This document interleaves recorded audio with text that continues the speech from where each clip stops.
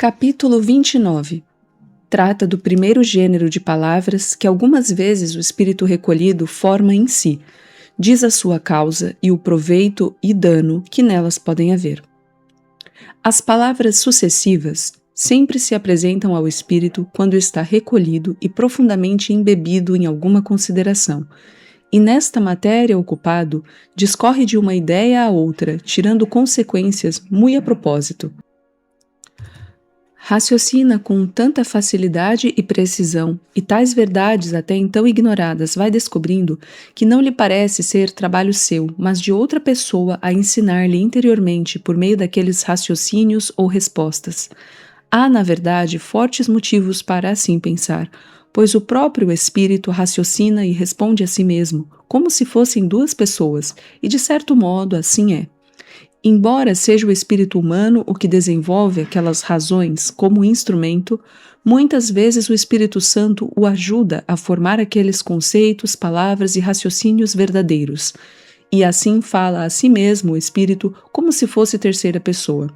Porque como está recolhido e unido à verdade que o ocupa, e o Espírito Divino também lhe está unido naquela verdade, como sempre o está com toda a verdade, por meio dessa comunicação do entendimento com o Espírito Santo, vão se formando no interior e sucessivamente as demais verdades relacionadas à primeira, abrindo para isto a porta e dando luzes o Espírito de Deus, Supremo Mestre, pois esta é uma das maneiras usadas pelo Espírito Santo para ensinar.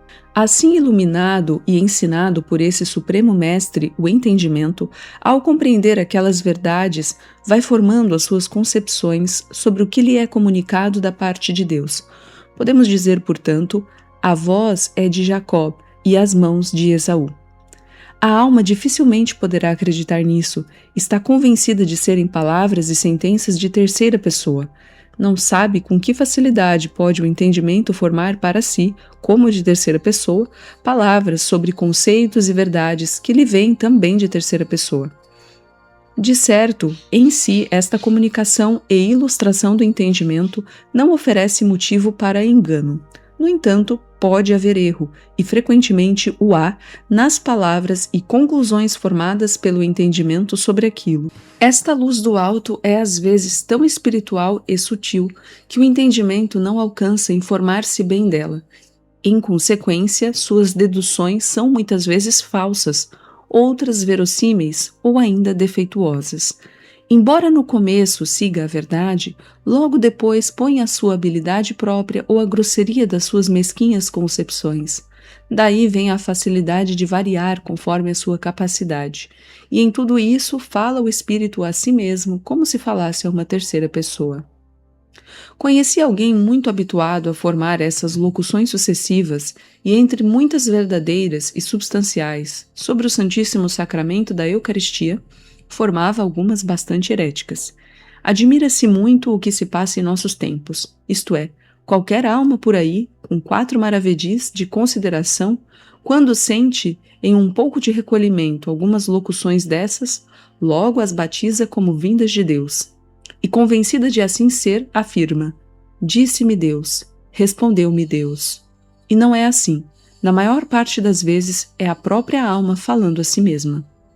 Além disto, a estima e o desejo de tais favores fazem essas pessoas responderem a si mesmas, imaginando ser Deus que lhes fala ou responde.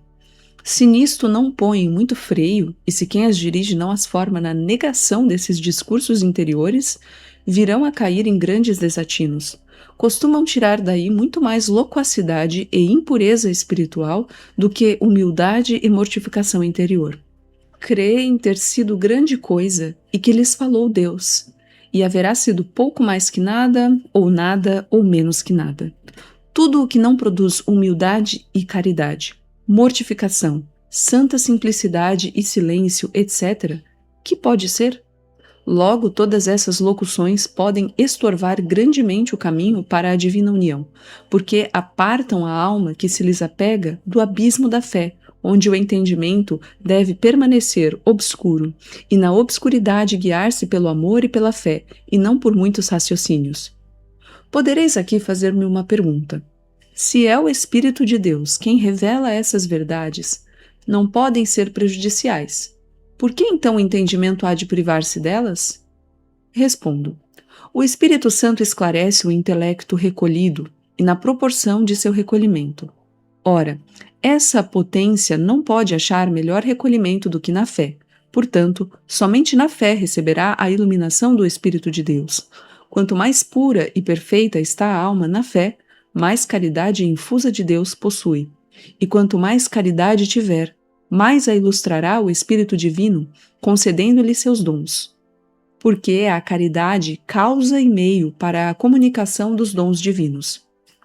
De certo, naquele conhecimento de verdades acima referido, a alma recebe alguma luz. No entanto, entre esta e a que recebe na obscuridade da fé, há tão grande diferença quanto a qualidade, como entre o ouro preciosíssimo e o mais vil metal, e quanto à quantidade, tão grande desproporção como excede o mar a uma gota de água.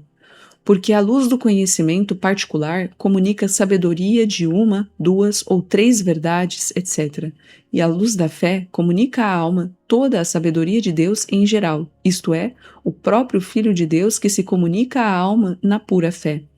Se me disser de ser tudo bom e uma luz não impedir a outra, responderei que impede muito, se a alma faz caso dela, pois ocupa-se em coisas distintas e de pouco valor, que bastam para impedir a comunicação do abismo da fé.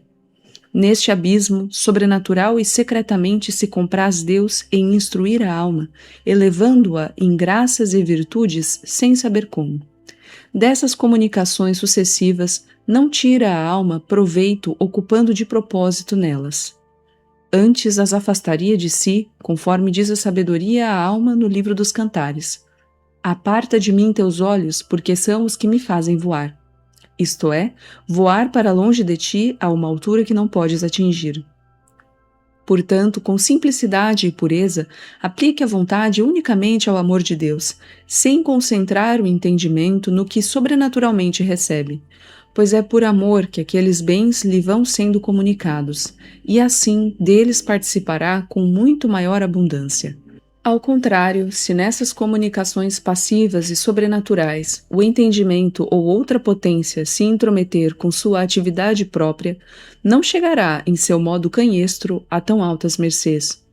Por força as modificará a seu modo e, consequentemente, introduzirá muitas alterações, e assim irá necessariamente errando e formando raciocínios próprios, não já sobrenaturais como no princípio, nem a eles semelhantes, mas tudo virá a ser muito natural, errôneo e baixo.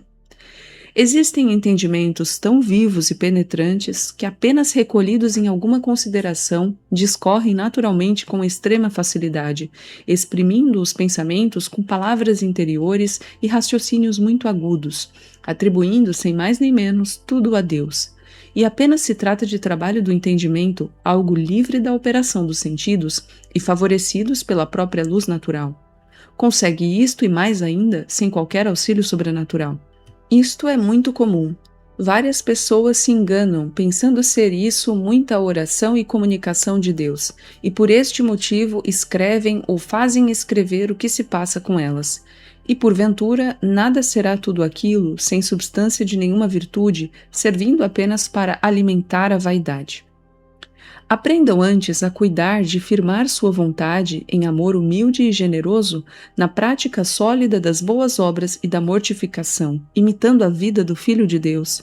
É por este caminho, e não pela multiplicidade dos discursos interiores, que se chega a todo o bem espiritual. O demônio se intromete muito neste gênero de palavras interiores sucessivas, principalmente com as almas a elas inclinadas ou afeiçoadas.